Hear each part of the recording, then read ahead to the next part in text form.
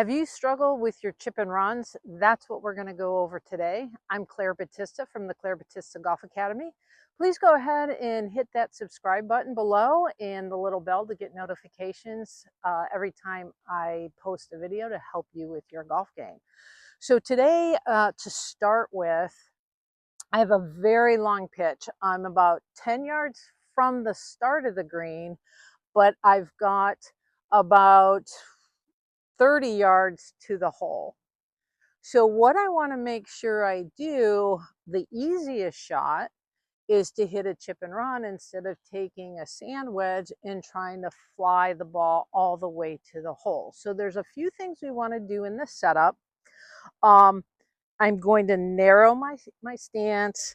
I'm also going to open my stance, and all that means is as a right-handed golfer, I'm going to go ahead and get my left foot to step back a little bit. And that opens my hips to the target. The other thing I'm going to do when I'm going to do a chip and run, especially I'm down in Florida, it's really grainy. We have a tendency, the club has a tendency to stick in the ground. So there's a few things we want to do to relieve that. The first thing is we're going to get that shaft to be almost vertical. So the toe is going to be down. The heel of the club is actually going to be up away from the ground. Now, a couple issues that we find, or I find with my students when they struggle with their chipping, is we get the club, the butt end of the club points back to the right, so it's almost like we're trying to flip the club. When we do that, we have a really good chance of sculling it across the green, or we create too much shaft lean. Okay, so we drag the hands ahead, and all of a sudden we get the leading edge to kind of dig into the ground and we chunk it. So what we're going to try to do today is kind of control the handle a little bit. And what I mean by that, as you can see at setup, I've got a little bit what we're going to call forward press. So the butt end of the club is pointed left of my zipper a little bit. But as I come through, I'm actually going to allow my arms to kind of come up a little bit. And what you'll see is the handle kind of makes an L shape.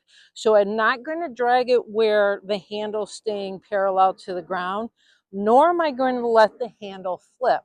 I'm actually going to allow the handle to come up. The butt end is still left of my body, but I'm not going to have quite the forward tilt of the shaft, so that leading edge does not dig into the ground.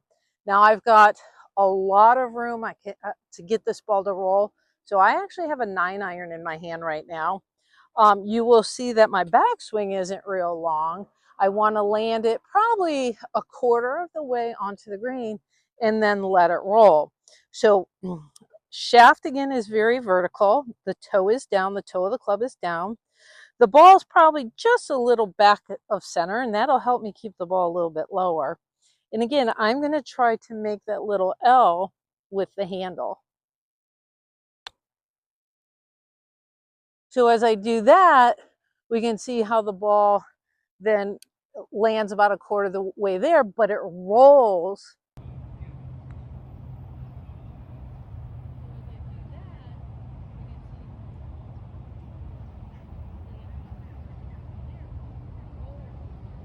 To the hole. So when I'm doing this shot, I do have to read the green also, because once the ball starts rolling, break is going to take control of the ball a little bit. But let's go ahead and do that again. So I have my stance a little bit open. My hips are a little open to the target. And again, I'm just going to go ahead and think of making that L a little bit. So I'm not going to just stay here, okay? I'm actually, and my body's actually going to turn a little bit also.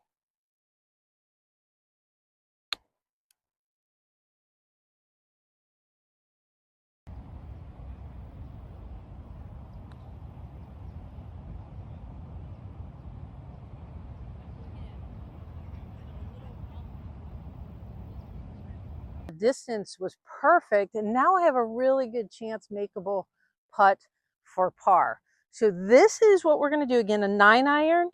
I might even use an 8-iron depending on how far I need the ball to roll and how far I need to carry the ball before I get to the green.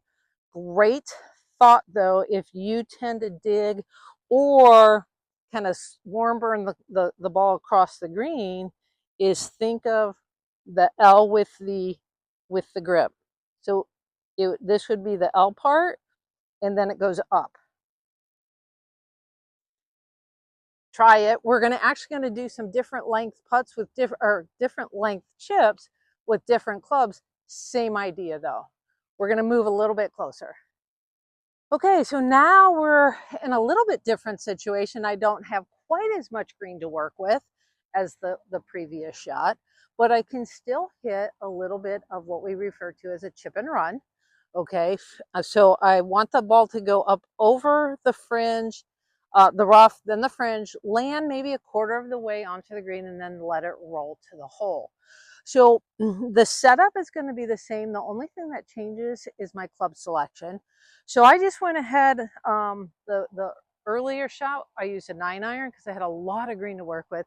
Now I'm going to use my 52-degree wedge.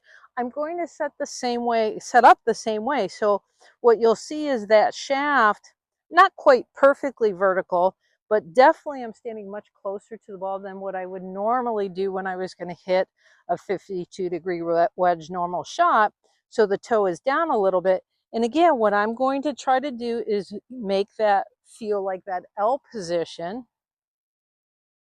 with my hands. So I'm not going to get this type of thing, and I'm not trying to scoop this out. So you'll be surprised at how high this ball pops up by just doing this little swing and not having to scoop at all. I'm just going to make that little L motion.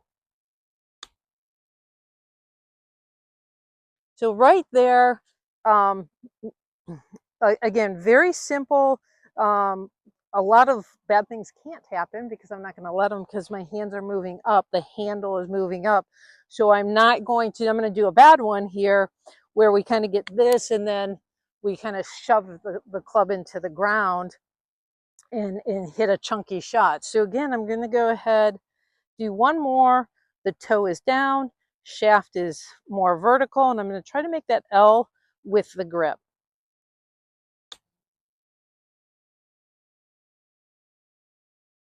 So I've got one more shot, a little more difficult, that we're going to do for you today. It's going to be the same process, just a little bit different club. Okay, we're at the last shot, still going to do a little chip and run. As you can see, I'm on a little bit of a downhill lie. So I hit it over the green, the pin was in the back. I don't have a lot of green to work with, okay? So what I'm going to do, switch clubs. I'm going to switch to my 56-degree wedge, but I'm going to set up the same way. So again, I'm going to put the toe down, the toe of the club down, just a little forward press. And what I'm going to do is make that little L motion with the handle, okay? So let's go ahead and try this. I probably need to carry it 4 to 5 yards at the most. And because it's downhill, the ball's going to roll out. So I don't have to do anything fancy with this. I'm just going to try to make that little L with the handle. So we can kind of see that it just kind of rolls down the hill. I got it started. There's no chance of me sculling this over. And because I'm making that little L position, or that motion with the handle, there's a good chance that I'm not going to chunk it either. So again, I'm going to do it one more time. I'm going to push my ball down a little bit so it's not the perfect lie.